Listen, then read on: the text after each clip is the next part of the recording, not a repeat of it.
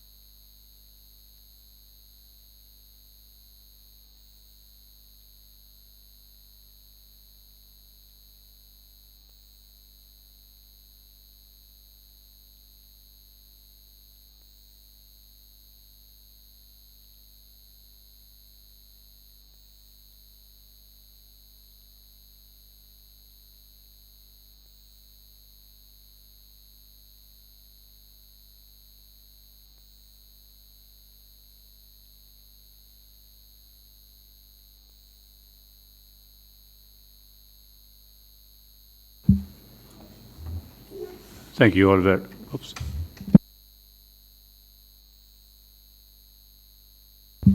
Thank you all very much and welcome back. Council, shall we continue with the proceedings? You have the floor, please. Thank you very much, Mr. Chairman. Welcome back, Mr. Camby. Good afternoon. Good afternoon, Council. I hope you had a good break and are ready to proceed. Because you are poor, I did not have a good one. I only had tea. I hope the tea was very enjoyable. It has sugar.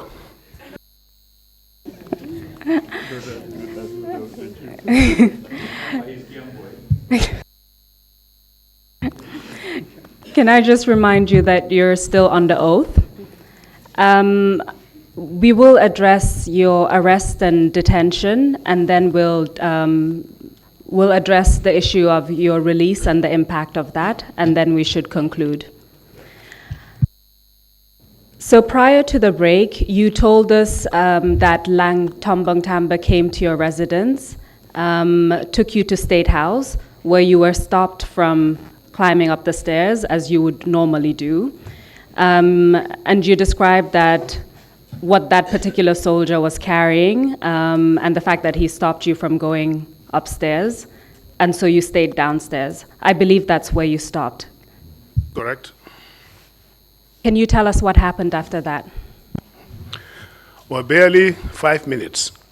While I was standing down there, Sana Sabali arrived with Sadib Hydra in their respective vehicles, with 2 other vehicles following them, carrying their guards.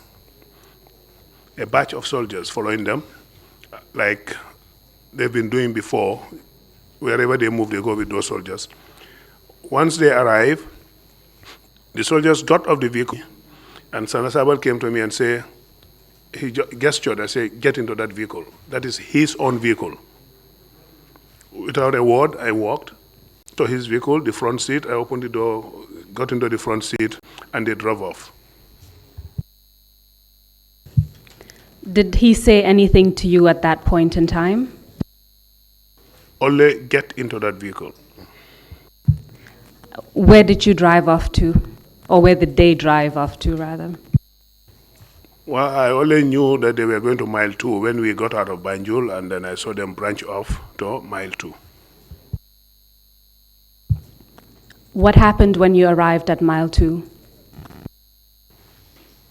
Well, I was handed over. The commissioner of prison was called. It was then Antusedi, the late Antusedi was acting, and he was called, and they opened the gates, went inside, they opened the prison cells, and I was locked up in one of the cells at security wing, the maximum security wing, number 4.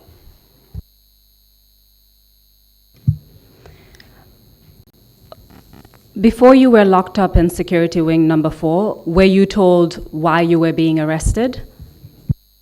Negative. Did the prison officers do anything to you prior to taking you to security wing number 4? They didn't do anything to me. When they took you to security wing number 4, you said they placed you in a cell, is that correct? That's correct. Can you describe to us the conditions at security wing number 4, including the cell that you were placed in? The conditions, I don't think I can describe well enough. I don't have that English language knowledge to be able to explain the deplorable conditions of that place. The cells are very small, and they only had plank, wood, this red timber, as the bed. And these are placed on 2 block walks. They just have a brick walk here, and then place the plank on them, and that is supposed to be your bed. And they also have a plastic bottle, covered plastic, which was supposed to be and 2 very dirty blankets. You know, when I was a child, there used to be this type of blankets with hair, the hairy ones. And that's what was given to you, 2 of them. One was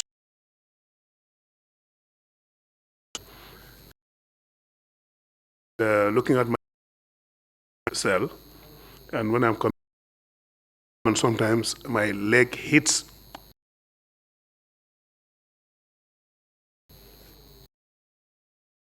Was that plastic bottle? The chamber pot. You told us that you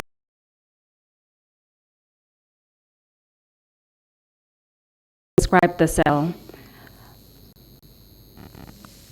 Were you allowed to go outside of your cell in the beginning? Nobody. I was not allowed to go out. And the only time I go out is when I need to empty that chamber pot. I go out under escort, go to the toilet, empty the chamber pot, do what I want to do, take a shower if I feel like it, and then clean the chamber pot up, bring it back into my cells, and get locked up again. How would you describe the food that you were given at mile 2?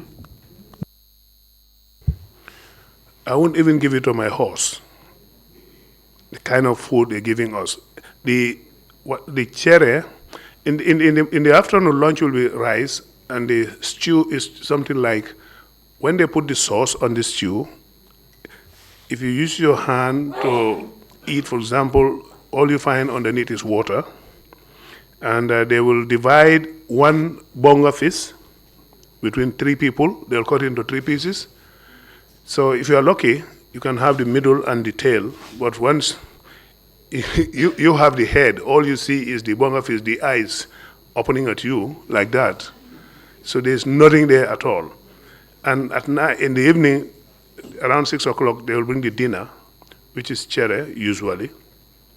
And this chere, the same thing. All they do is boil bonga fish and use the soup to put on the chere.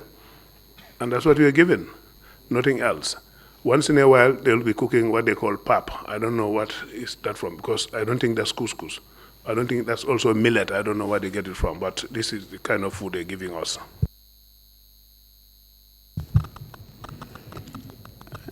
You described the cell that you were in, but I want to focus on the door itself. Can you describe the door and whether or not there was any netting, for instance, to prevent mosquitoes from coming in? The cells are like cubicles, and this cubicle on top, just like the warehouse, the small hole they put there for ventilation, and there was no mosquito gauze there. The door itself is metal plate, halfway metal plate down, and the top part is just metal road, BRC sort of, open. No mosquito wires, nothing. It's just open like that, so I was using my towel to cover it.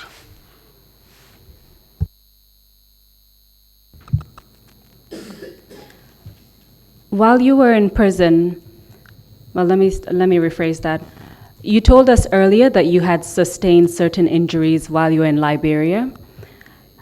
I want to find out if when you were in prison, what your medical condition was like at the time. When I was in prison, the medical condition got aggravated because I was going through physiotherapy. Mrs. Ndao at the RVTH then was doing this thing for me, plus her assistants, Binta Fati and other people, Binta Fadera. Yes, they were giving me physiotherapy on a weekly basis because in Liberia, it's not only the broken leg that I sustained. When I jump on one side to avoid the shell from hitting me on the chest, I sustained what the doctors call a whiplash injury. Whiplash injury. And this injury affected here. And also, some fragment got into my neck here. The mark is still there, and the fragment is still in there. So once in a while, my neck gets stiff. I get all this pain down my left side. I can't do anything with my hand. And if I sit down for a long time, my foot gets swollen. If I walk for a long distance, my foot gets swollen. If I stand for a long time, it gets swollen again. But all that was not considered. I still was made to lie down on that hard plank, which aggravated the whiplash injury on my neck. And I had to smuggle a note out to my wife, who was a nurse at the RVTH, and they got me a collar, a neck collar. That's what I was carrying. I was getting better until when I got into that cells, and no medical treatment, nothing for the first days. They were not even allowing visitors. Even the Army medical team was not visiting us at that time. In fact, that's something I wanted to touch upon, whether you received medical treatment inside the prison facility itself. But from what you've said, in the early days, you weren't even allowed that. Is that correct? In the early days, we are not even allowed that. There used to be this man called Sar, a very good person. He was so good to us that we even thought they might arrest him. He was from the gendarme and he's in the Army medical team. He comes around just formality's sake. If you have headache, he gives you paracetamol. If you have but major injuries like mine, like RSM Jang's, there's nothing he could do anything about because he doesn't have the capacity to do anything for us. So he only passes by and say, well, sorry sir, there's nothing I can do. And we understood. So that's how it was bad. That's how bad it was. You told us about your medical injury. What was the condition of RSM Jeng? RSM had injury. We had a military exercise. During those days, we conduct live firing exercises in the bushes in Kiang. And this particular exercise, RSM had an accident with a vehicle, and he sustained serious neck injury. And he was also suffering from that. He was using neck collars as well. But all those things were not taken into consideration when we were locked up. You said that you didn't have contact or visit from your family in the beginning, and you managed to smuggle a note to your wife sometime during your imprisonment. Can you tell us about that? How did you get a note to your wife, and what was the note about? Good. As military officers, you're not only taught tactics and military science only, you also, like me, I did my civil affairs, and I know how to persuade people. And there was this particular prison officer who was very, very good to the detainees, even though he had a relationship with Jammeh, very close relation to Jammeh. The surname is Bojang, and he's supposed to be Jammeh's uncle, he's a younger brother of Jammeh's mother. But he was so good to us. And I just don't know, maybe because of that, the other prison officers or commissioners are afraid to stop him from helping us. He comes, we give him notes to our families, and then they'll give him whatever we want, like provisions, food, or whatever, and he'll bring it back to us. And this is the same guy I used to give a note to my wife, explain my situation to my wife, and then they had to seek permission to see me from the council, because that time, nobody, only the council members can give permission, and they give it in the form of a note that you bring it to the prisons, and they bring you out to one office, you meet them for a few minutes in the presence of a prison officer. You cannot even discuss anything, secret. The prison officer will be sitting down here, looking at you in the face, while your wife or your parents or so are sitting next time, talking to them.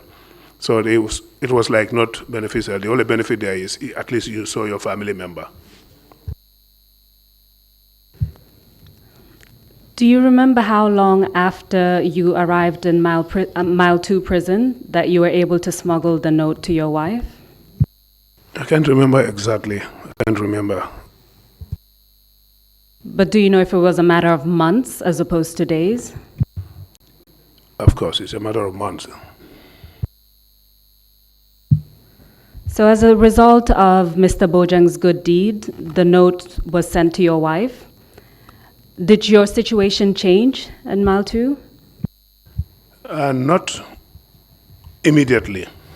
But later on, I started being really stubborn with them. When it is time, when they started releasing us to get fresh air, they call it, they will open the cells for you, you come out, fresh air, and then go back in. When they started doing that for us, I started becoming real stubborn with them, the prison officers, and when they say it's time to go in, I refuse. I say, I'm not going. Get the military to come and shoot me, but I'm not going in. I'm not well.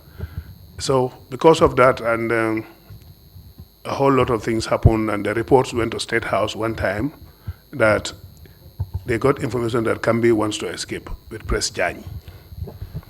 So a whole contingent came from State House.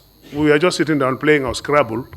All of a sudden, we saw the towers full of soldiers, and they opened the door, came inside, and the soldier who stood over me said, he started laughing. I said, what happened? He said, well, we received information that you and Prince Janya were about to escape. I said, well, here I am, playing my Scrabble. So following that, did anything change in relation, as a result of your medical condition, did anything change in relation to your bedding or your food or anything like that? Yes, later on, I think because of our insistence that we are human beings, we should be treated properly, and with some of us being a little bit stubborn, and with other things combined, they decided to be a bit humane with us. And they have a procedure they call, I don't know, they approve, they say the medical doctor at the medical team at the prison service will look at your condition and approve what they call high protein diet.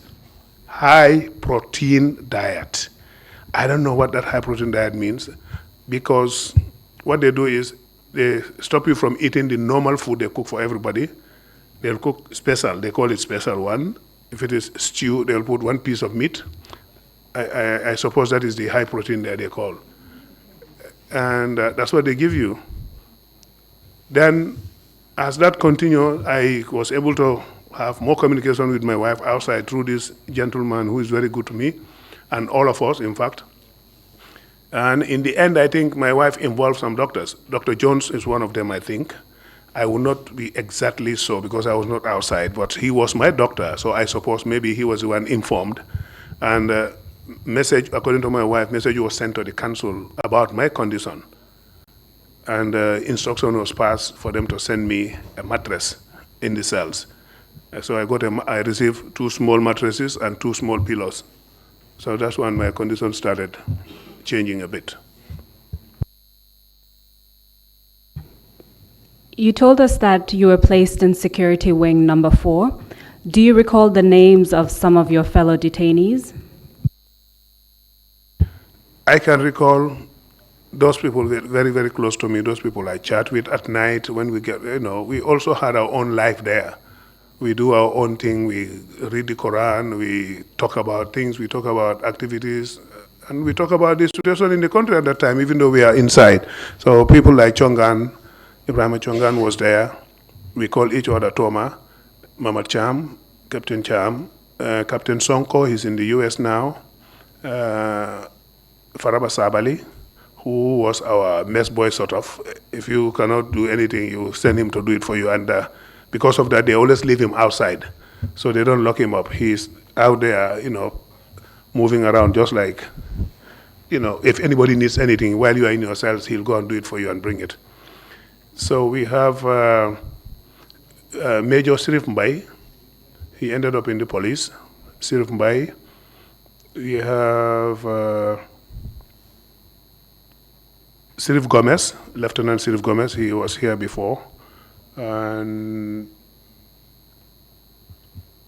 Keba Sise, former Director General NSS, he's late now. I can remember a whole lot of those people, but they were more than that because the cells were all filled up. But these are people I can recall right now. I know from here I can recall a whole lot of them, but these are the ones I can remember. Sorry, RSM Jang was one of them. He was a key person with us. During the time that you were all detained in security wing number 4, did anything happen to your fellow detainees?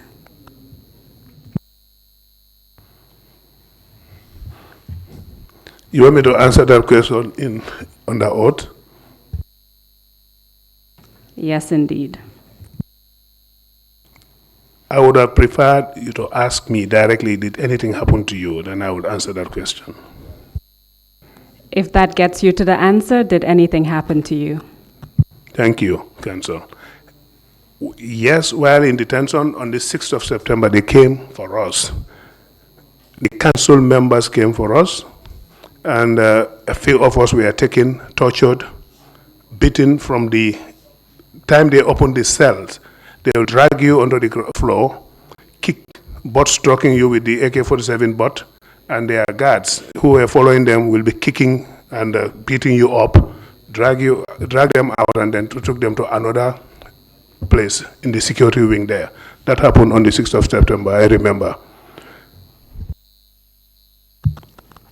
So I want to address that incident step by step. You said that the council members came. Do you recall around what time of the day they came to your cells? The exact time, no, but it's in the small hours. They came, opened the doors, and then I could see them because my cell was located at a place where when I stand on my bed, I can look through that ventilation hole who is coming through the main gate. So can you tell us who you saw? So I saw Yankuba Toure to really deal with because my cell was very close to the door. And when they rushed in, the first soldier who moved my towel and said, "Who is here?" I said, "It's me, Captain Kambi." He put my towel back and said, "Sorry, sir," and left. Do you recall who that was? Yeah, his name is Njai. They call him Njai. Njai Punkal or Njai what? But I can still recognize him because I know when I'm going to work these days, I used to pick him around the Brookfield Johnson and give him lift to go to work. I just wanted to clarify one point before we continue. You mentioned that this occurred in the small hours. What do you mean by that? Well, when I was going to school, my English teacher, Musasi, the late Musasi, told me the small hours are the late hours from 1 a.m. onwards. So this thing happened around that time. It's not before 12 o'clock anyway. Thank you. Thank you very much for that. So after Njai Ponkal came and asked who was in the cell, and then you responded, and then he moved on, what happened next? He said, sorry, sir, and left me alone, and they proceeded to the next cells. That's when they started taking out. First was Mamacham or Chongan, I can't remember, but one of them, or RSM. I can't know the sequence, but these are the three people they concentrated on. Got one out, kicked, beat, do everything to them, drag them out, and then came back for the next one, and then the next one. Let's start with the first person. You don't recall who it was, but when they beat that person and dragged that person out, were you able to hear anything? Were you able to see anything at that time after they dragged them out? Well, I was not able to see anything, but I heard firing outside. I mean, with my military background, it's like a mock execution type. You take somebody out and then you fire, pam, pam, pam, and you come back and say, who is next? We finish with that one, who is next?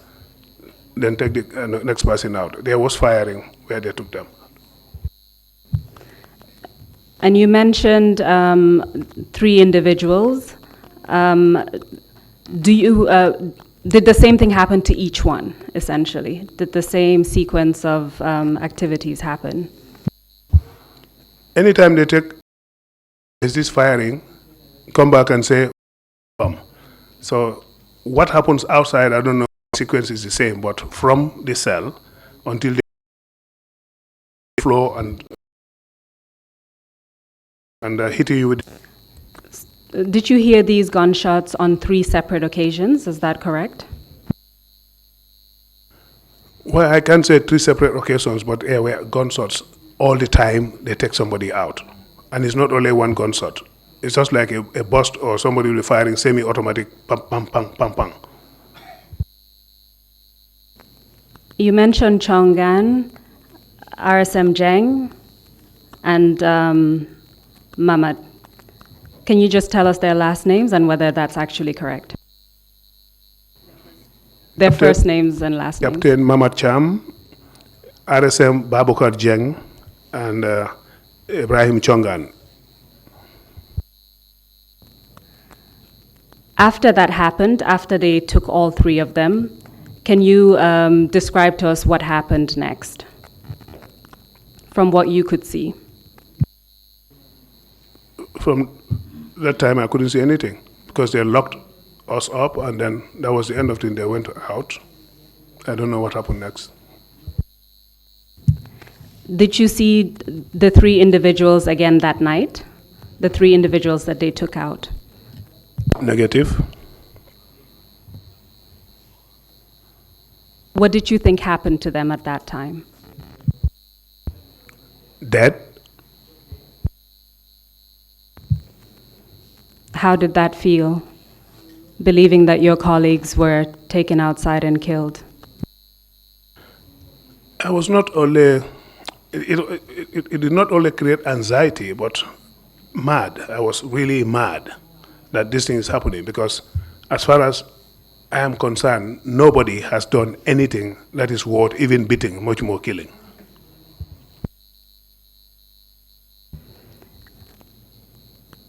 What could you observe in terms of the impact on your fellow detainees? How did everyone react? How did various people react to what had occurred?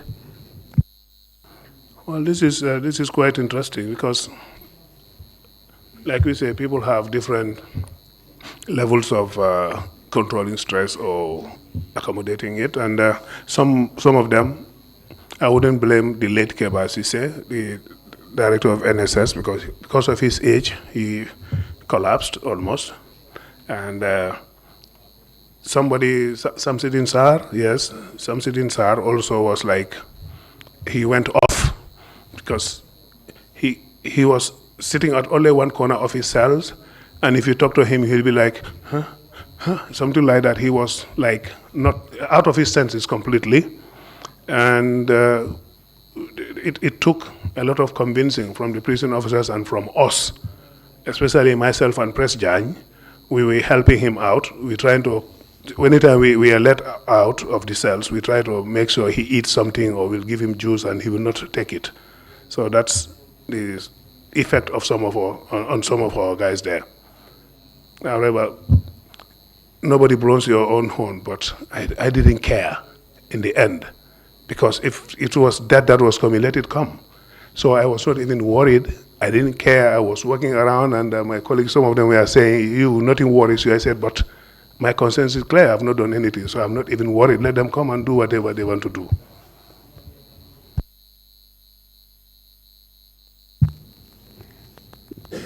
Did you see your fellow detainees that were dragged out? Did you see them again?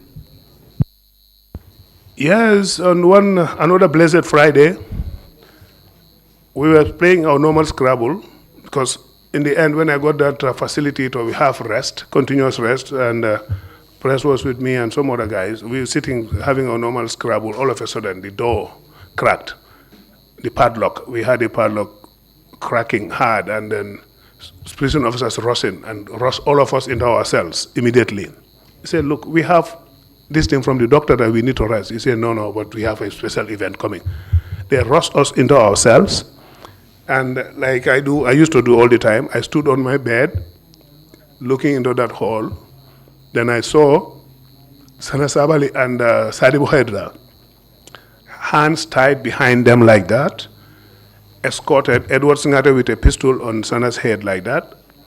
Alaji Martin was also with them, with Edward, and they moved them to the cells where they took our colleagues. But prior to that, they opened the cells and brought our 3 colleagues and locked them up with us again. Most people didn't see them, but when I was standing on my thing, I saw them coming. So that's when I knew that, oh, these people did not die. Prior to that also, this is something, I'm not going to name names, but some prison officers, like I say, were very good to us.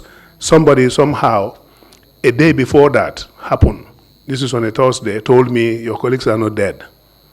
So I knew they were not dead from that day, but not before. I thought they were all killed, because that's where the gallows is of the prison. Gallows is where they kill people, where they hang people. So that security wing number 1 is just next to the gallows. So I thought they were all dead, until on this Thursday, I saw, this guy told me that no, they are not dead. Then Friday, they brought them back. So I said, oh, so nothing happened to them. So how did you feel when you realized that they were still alive? I was very, very, very happy. Nobody will imagine that we'll be happy in that condition, but that day was like, I had a freedom. I had my freedom. I was very happy that my colleagues are with me.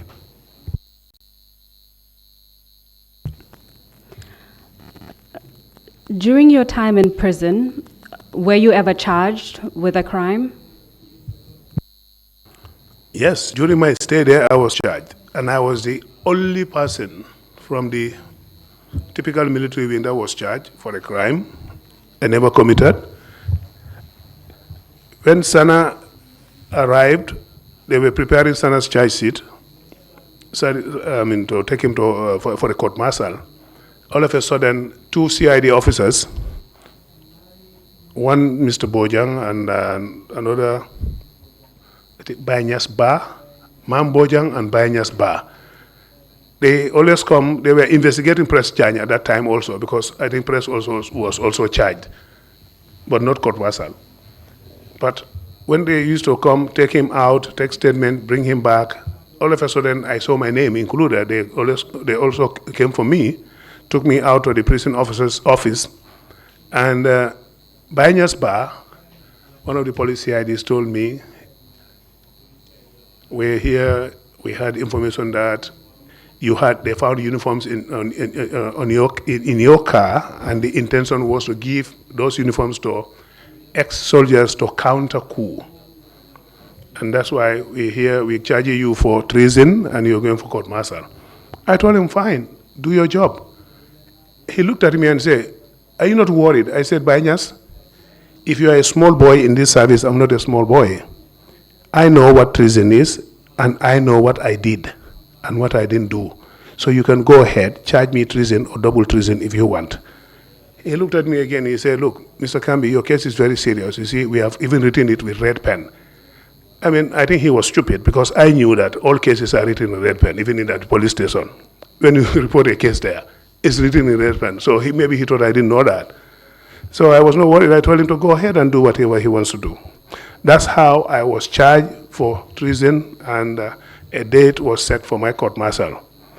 And my court-martial day, Dr. Njai, who was also detained, I forgot to mention his name. Dr. Njai, they call him Pacha. It's Dr. Malik Njai, was also charged. I don't know what he was charged for, but we went to the same court with Sana Sabali when they are doing Sana's court-martial. I was also court-martial the same day with Dr. Njai. Where was the court that you were taken to? There used to be an area they call Officers' Mess opposite the Fajara Barracks on the seaside area, so we were taken there for this court-martial. Can you tell us what happened at your trial? Well, they mentioned the charge. I denied the charge. And the prosecutor said, no, everybody cannot be wrong. So they called their witnesses. And those witnesses are still serving in the government now. They were manipulated because I didn't see eye to eye with those witnesses they called to say, I had uniforms and I want to give them to ex-soldiers. I went to Mandinaba Johnson because we had a checkpoint at Mandinaba. And as Chief of Staff of the State House, I used to go around the checkpoints to make sure that soldiers are all at their points. I actually went to Mandinaba, yes. But this guy, I think he did not get his information right. They brought him as a witness, and two of them came. One says, I went to Mandinaba at 9 o'clock p.m., and when the second witness came, he said, no, I went there at 10 o'clock p.m. So the judge advocate, who is a Nigerian, looked at them and said, look, are you people lying, or is this the truth? Because I can't believe a word you people are telling me now. So the judge advocate says the case is dismissed and I have to be acquitted and discharged, together with Pacha. After you were acquitted, did you go home? That's the interesting bit. Dr. Njai's family came, my family came with my car. Dr. Njai's family came with their car. Dr. Njai was allowed to go home. Once I moved towards my car, my wife was waiting. The late Alma Momane went aside. I think he made a call or what. And he came back to me and said, no, you cannot go home. So I was rearrested, even though I was discharged, acquitted, and discharged by a court-martial. They took me back to prison. From that day, I didn't go home until after the elections of 1996. Do you recall the date when you were released? The exact date could be around maybe 3rd of February 1997, because this is when they have already become presidents and ministers and whatever. That was the time they released me. I was the last person among senior military officers to be released, and the longest serving as well, because I also served 2.5 years for nothing. So you were released on the 3rd of February 1997. Do you recall the date of the court-martial decision? No, I can't remember the date of the court-martial, because that time, I want to be honest with you, I was so angry. I did not care about anything. So when they come, they just take me out and bring me back in. So I didn't care about anything. So dates, I can't remember. When you were finally released, were you released unconditionally or were you released with conditions? How did that release occur? When I was finally released, they came. They were releasing people, released everybody. I was the only one left almost. Senior military officers, yes. I was the only one, senior military officers. When they came to, they don't even tell you you're going to be released. They only come and say, come and answer. So when you come out, you leave everything in there. You don't even know you are released, or you don't come and answer. When you go to the prison officer's office, they said, you are being released today.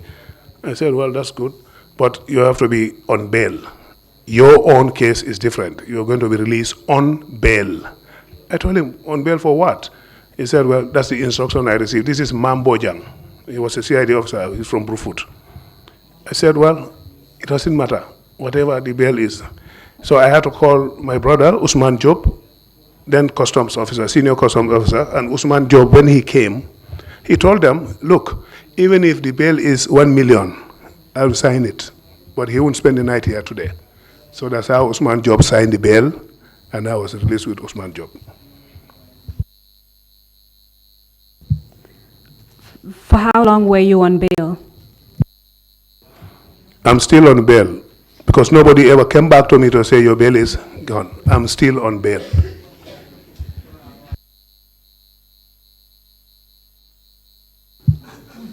So you were finally able to go home after spending over 2.5 years in prison. How did it feel to be at home for the first time in such a long time? Like I say, I went to a level where nothing worries me again. So it wasn't like anything new, because I had already smuggled a note out to the then consul or the embassy here, explaining my situation, and my family had to go there, and they were given asylum in the US. My wife, my kids, and my wife's family, all of them were given asylum by the US embassy here. So nobody was left here, only me. So they were all in the US, because they left since '95. So I was alone at home. Nothing worried me. Because I got used to loneliness also in the cell, so it didn't bother me at all. So there was no difference. The only difference was I thought I was out of that confinement, and got myself into another confinement, because you are out, you say you are free, but everywhere you go, the NSS guys are following you. Even when I go to the cobblers, as a village boy, our parents will tell you, take this one to the cobbler and make sure you tie this one to your waist. And so even if I go to the cobblers, looking back, I will see an NSS personnel pretending to be buying Coca-Cola in a shop, all monitoring me every day. One day I had to be mad with this guy, because this is somebody I know. He lives in Brikama. He was assigned to be following me. One day I was so mad with him, I had to confront him. I said, the next time I see you behind me, I will kill you and go back to mile 2. So that's when it stopped. Did they ever inform you why they were monitoring you, or do you know why? I just don't know. I just don't know. I can tell you this, that people talk about me in my presence, and they don't even know who is Kambi.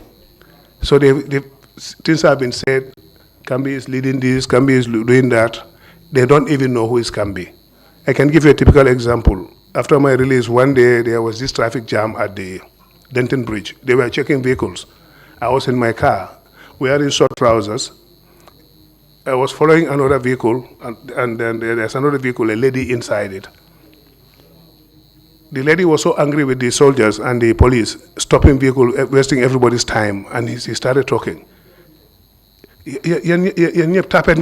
Captain Camiro Monafi, can you go stop? Stop. I was standing next to the lady. I look at the lady, I said, do you know Captain Kami? He said, yes. Hi, man maham Captain Kami. Can you go stop, sir? Something like that. So things like that, I live with that. And my father used to tell me, there are people like that. Whether you do something or not, they will say things about you, and that's something, all you need to do is just guard yourself and don't do what people think you are doing. And that's what I've been doing all my life, and that's how I think I survived all these false accusations about me in the army and everywhere else. After your release from prison, did you resume your military career? No, I did not, because while we're in prison, they serve all of us with a letter which says ex-Captain Kambi, even though I did not receive a letter prior to that to say you are dismissed or you are retired or you are discharged. But we received a letter ex-Captain Kambi. That is the arrest warrant. Because they arrested us even before formalizing it. So this letter was just to say that you have been arrested and you are a security detainee. And it was addressed to ex-Captain Kambi. So whatever that means at that time. I did not resume work. When I was released, I was asked to go and see the president. Somebody escorted me, I don't know who they are. They said the president wants to see you. Myself and the former director of NSS, Keba Sise, went to see him. And Keba Sise, he said to me, look, I wanted to release you from the beginning, but the council never agreed.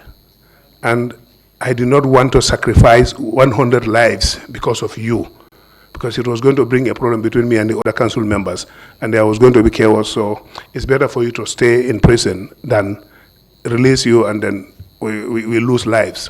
I said to him, it's all fine, as far as I'm out now. Then he said, what I'm going to do is I'm going to make sure they pay you your dues, and then I will look for somewhere to redeploy you. I said, fine. That was from him, Jamie, directly. Then I think a week later, I was called, I received a letter to say I'm appointed Principal Assistant Secretary at the Ministry of Interior. When I received the letter, I told him, look, I'm not a policeman, I'm military. I went to him, I told him I'm not a policeman, I'm a military man. He said, you see, you are stubborn. I'm telling you I'm redeployed, you are telling me, who are you to challenge me? I said, look, I am nobody to challenge you, but this is my life. I don't know police duties. And I'm not an administrator. He said, well, you go there and help Major Bojang, who was then the minister, Mamadou Bojang, who was then the minister. Go and, this is how he put it, go and help Mamadou Bojang straighten that ministry, because there are a lot of things going wrong in that ministry. So then I accepted when he said that. I just wanted to clarify one thing before we continue. You mentioned that the arrest warrant that you received, which was addressed to ex-Captain Kambi, was signed. Do you recall who signed it? All the letters were signed by Sana Sabali. And do you recall the date of it or the year? I can't recall the date or the year. So I'll just move on to your time, your career when you were working at the Ministry of Interior, assisting there. Can you tell us what you did after that? Well, my appointment was Principal Assistant Secretary, because that time in the government, a captain's rank was equivalent to a grade 10, they call it. So Principal Assistant Secretaries were grade 10 then, and then my appointment was Principal Assistant Secretary and the coordinator of the National Drug Control Council. I was the coordinator. There was a UNDP, DCP project, United Nations Drug Control Program. They had a project with the Ministry of Interior controlling drugs, narcotics. So I was made coordinator because they said they wanted an ex-serviceman in that position. So I was Principal Assistant Secretary and National Drug Control Coordinator. And Dr. Tala Jallo, wife of Tatin Baji, former IG, was my deputy coordinator. And as I was occupying that post, also doing my job at the ministry, I was also the desk officer for the prisons, not knowing that I'll be, controlling that prisons later on. I was the desk officer for the prisons immigrations as well. I was responsible for signing. If the immigration department needs passports from the central bank vault, I was one responsible to sign after the Director General sends in his request. And prisons also, prisons committee, visits at the prisons, I was responsible for that also. This National Drug Control Coordinating thing brought a big problem between me and the then minister, Bojang, because I was getting an incentive in addition to my salary. The drug control program bought an official vehicle, a Nissan Patrol, and they also told me that I should try and get an office space where they will sponsor everything, even if it is dilapidated. They were going to refurbish it, furnish it, and I can get my own team and then separate myself from the ministry. And this was going to be consist of custom officers, people from the CID department, and then we formed what they call now the drug squad. This is where it all started. It was my baby. I started it. But it was then called the National Drug Control Council. Myself and Tala were running it, Tala Jallo. Then Minister Bojang was like, no, I can't understand this. My office was furnished by them. I had a sofa, I had color photocopier. He did not have that in his office as a minister. So I think that all brought the animosity between me and him. One day he just got up and said, look, I don't think you are brought here as coordinator. You are here as principal assistant secretary. I told him, you are the minister, whatever you want to do. Then Auntie Teres Drame was permanent secretary. And it got to a level where he has been monitoring everything I do.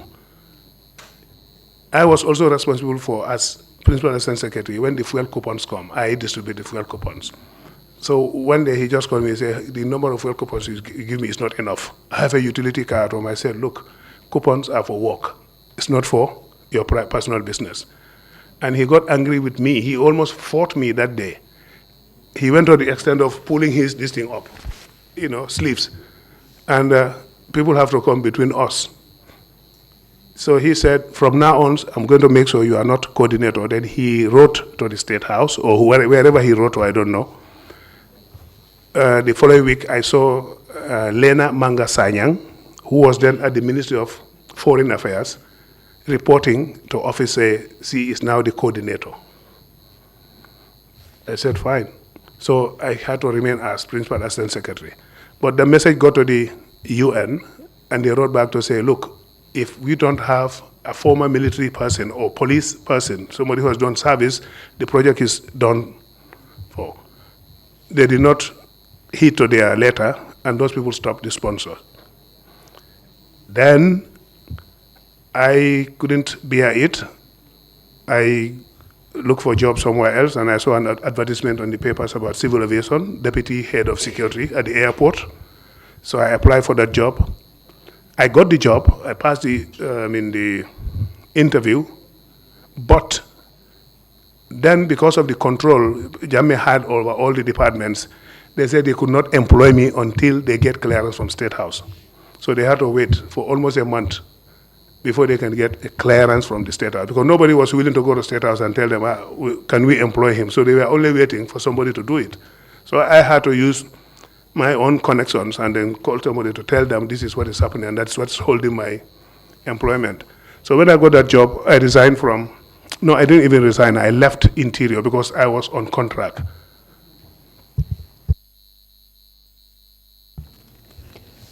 Considering your testimony today and everything you've told us about what happened to you, I would like to know what your views and concerns are in relation to your victimization, as well as the mandate of the Commission, which is to accomplish never again. What are your views and concerns in relation to how the Gambia can move forward and achieve that?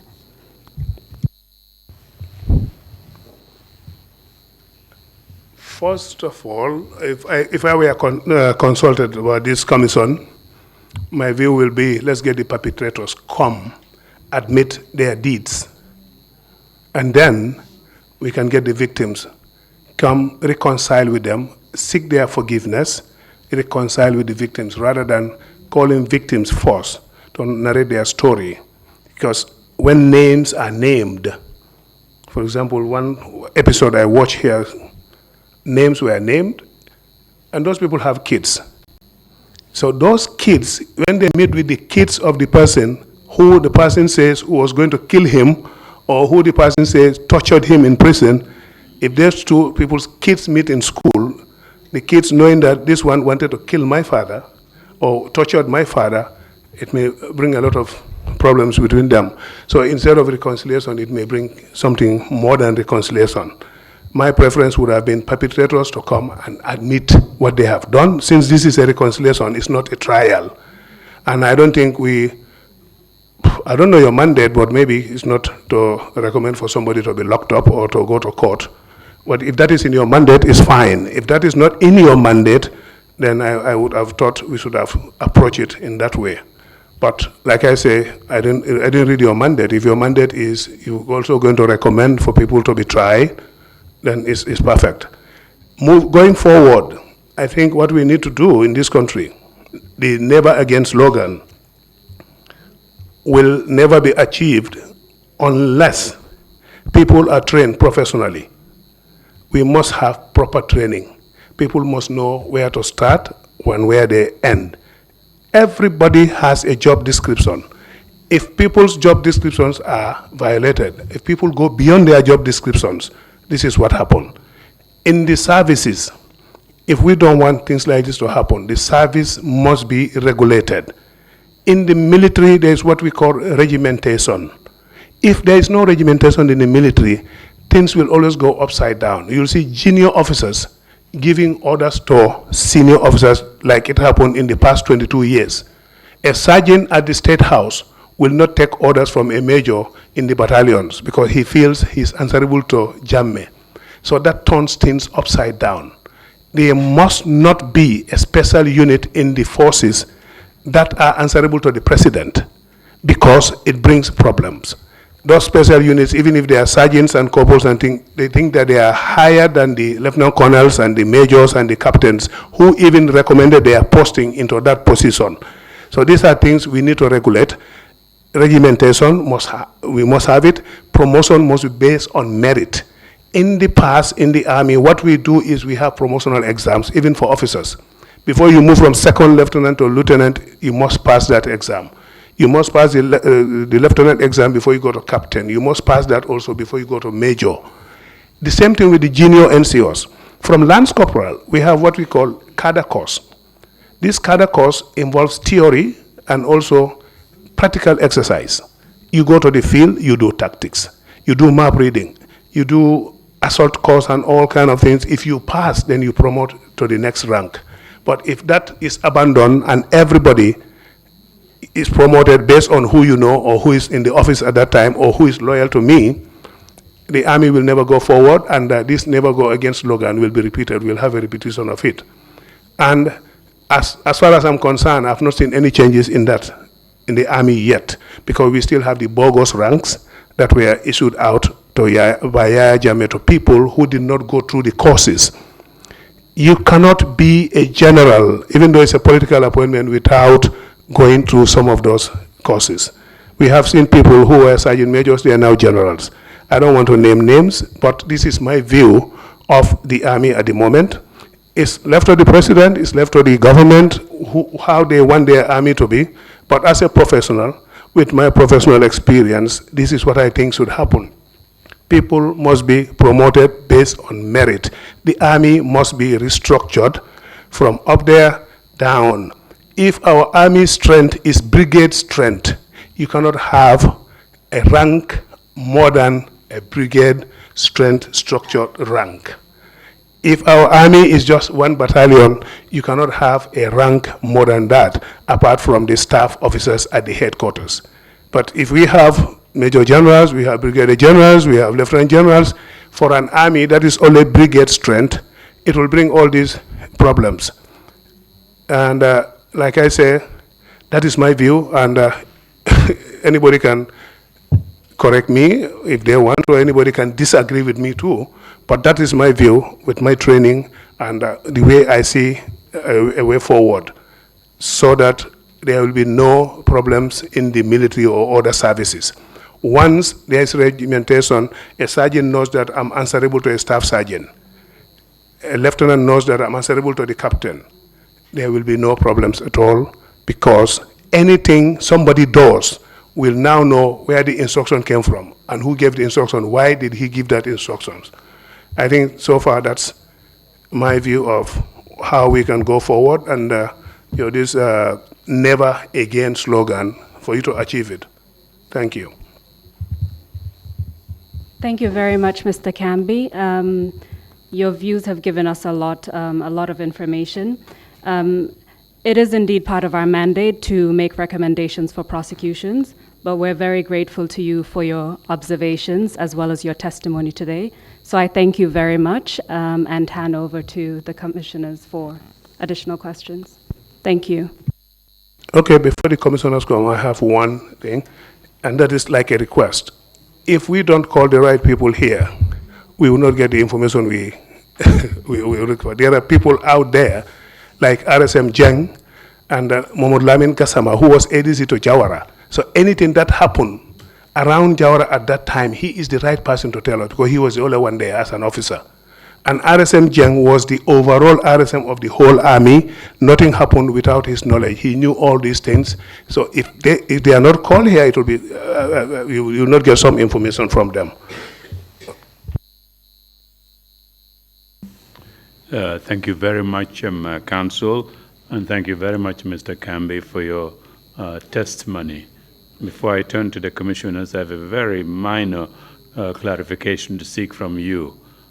At what point did you become aware of the firings on the 6th of September being mock executions? Because at one point you said you used the term mock executions when you were referring to events on the 6th of September.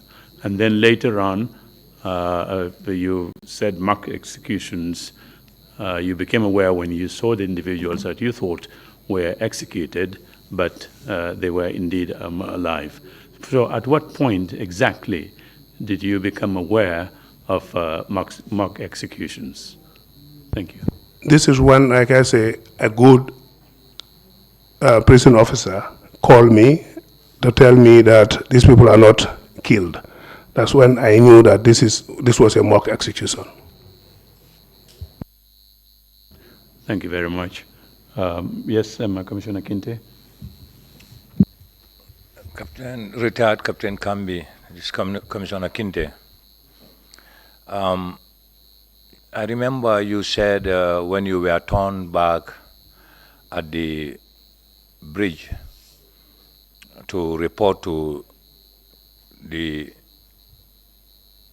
head of the junta, you did not go that way. I was a bit confused. You said you went home, and then later you reported you consulted your immediate boss, and later went to the State House. Eventually, drove to the State House. Can you throw light on which one went first, and like in particular when you are going to your boss, where you were there with some people, did you go together or you came in different moments, but you converged there also? Please shed some light on that. If you recall also, I said, I can't remember what happened that day, who I went with, who I didn't go with, but I can't remember going with anybody, because I made it a point of duty when I realized what was happening. I don't go out with any officer. I don't move with anybody. I only move with my orderly, Ismaila Jane. So I wouldn't know exactly what, I can't recall. But I knew I was in control of that vehicle, GNA 10, and I can move with it anywhere during that period in the morning. You said you went home. Did you first go home, then to your boss, or your boss then to the home? Because otherwise, from home, you went and dressed and left for Banjul. That's where That's clear. I went home and allowed the vehicle to drop the other officers, Jata and Wilson, and the driver came back, and that's when I went to see my boss. And then from my boss, I came back home to change dress into camouflage and drove to the State House. Sorry, Commissioner Jones, you have the floor. Commissioner Jones, thank you, Mr. Kambi. As part of our mandate includes reparations. You did say upon your release you were promised that your dues would be paid. Can you please confirm if these dues were indeed paid? I didn't hear that clearly. Our mandate includes reparations, and you did state that when you were released, you were promised that your dues would be paid before your appointment at the ministry. Can you please confirm whether the dues were paid to you? Yes, the service, my service in the army, the pension was paid to me.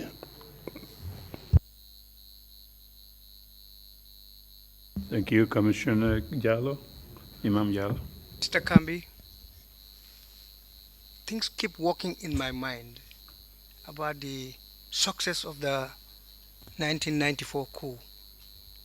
How is it that 4 lieutenants could so quickly make the entire armed forces of the Gambia collapse under their feet? Could you help to enlighten me about some of the reasons or some of the circumstances that led to this easy success? Thank you. Thank you, Imam. I would not say the entire army collapsed. The army never collapsed. And just 4 lieutenants. In the army, lieutenants are not just. 4 lieutenants can convince their platoons, because the lieutenants are the platoon commanders. The senior officers are at the army headquarters, and they usually don't live in the barracks. So people who live together in the barracks are the people who can always come together and plan something and successfully do it. And if you are keen follower of military history, all the coup d'etats in the world here are never done by generals. They're done by junior officers, and then they bring generals and the senior officers to lead them. This is the situation in the Gambia also. It's not that the army collapsed, and it's not that the senior officers were useless or senior officers didn't know what they were doing. No, it's because they do not have direct interaction with the men. And where you don't have direct interaction with the men, the people who have direct interaction with them are the people who can manipulate them, are the people who can persuade them to follow them, do things they want them to do. Thank you. Thank you. Commissioner Carr. Commissioner Carr, I have a question. When you were arrested, you were a young person, if I got your age right. How did young person, youth sort of, to say? No, I was not young when I was arrested. I was me. Okay, thank you. I just want to know how did the arrest affect you and your family, particularly your wife and children, if you had any at the time? It affected me seriously. It affected them tremendously. My wife collapsed several times. She is a nurse. She cannot stand. She couldn't stand all of these things. Most of the time when I'm taken for physiotherapy, the moment our eyes meet, she cries. She collapses. They'll be carrying her out, and she was asthmatic at that time. So I even fear for her life. My kid was very young then. He was about 2.5 years, so he wouldn't know much. But my wife, my family at home in the village, they were all desperate. They were totally devastated, and people were like, they're going to kill him, he's going to be executed, because that's what they tell them. And it went up to the extent that even my household items were distributed. They were all shared within people. When I came out, I didn't find anything apart from a single TV, because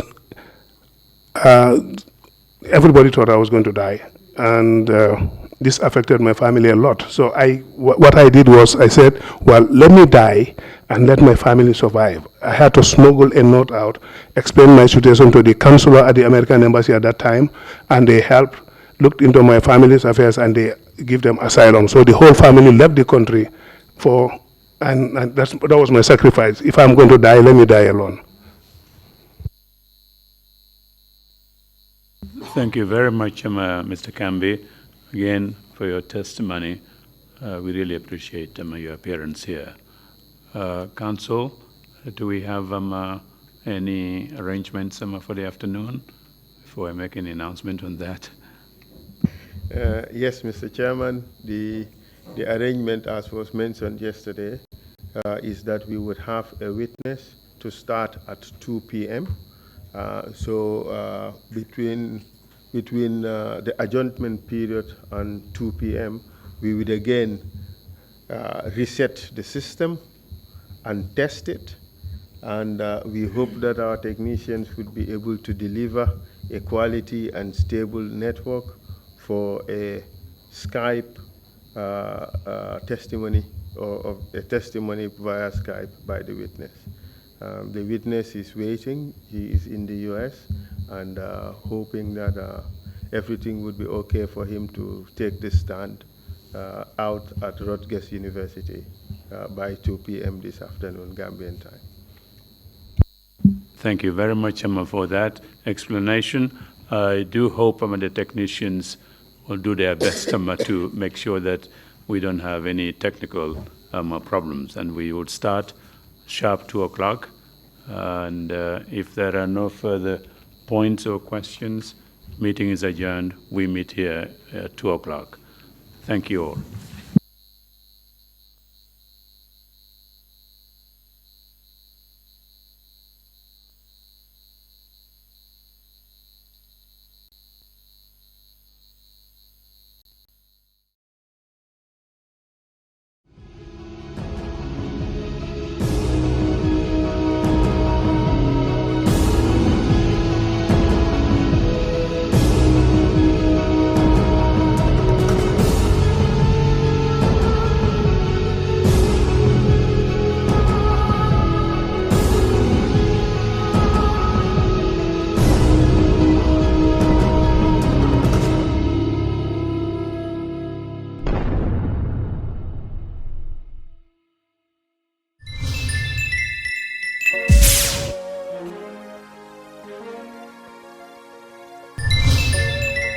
Vehicles, you are giving it to parliamentarians. Where is the source? The parliamentarians themselves should challenge that. Yes, TRRC and GBC no opposition. All other parties that doesn't concern you people, either UDP or NRP or PPP, they are all good government. Ay fan si gannaaw wala sax semaine si gannaaw coow bi bëri woon na trop si dëkk bi. Man dama against ID card mu nekk $450. Man mosuma si ànd te du mosuma sa ànda. yow xaalis boobu nu mu fa ñëwee loolu nga war a njëkk a laajte because social security institution doo xam ne social security warut a ñàkk a xaalis yëfi profit social security loolu waxtaani banda la loolu dafa war a automatique. Barrow lu ma ko ñaan mooy na wàcce 3 years am su demee 5 years dafa am problème leadership bu mu fi bàyyi dafa bon right now amul direction bu correct réew mi ñëpp seen am nañ disappointment si nguuri Barrow. benn nit mënut a jagal réew da ngaa def li nga war a def bàyyi keneen ñu continuer keneen ñu continuer.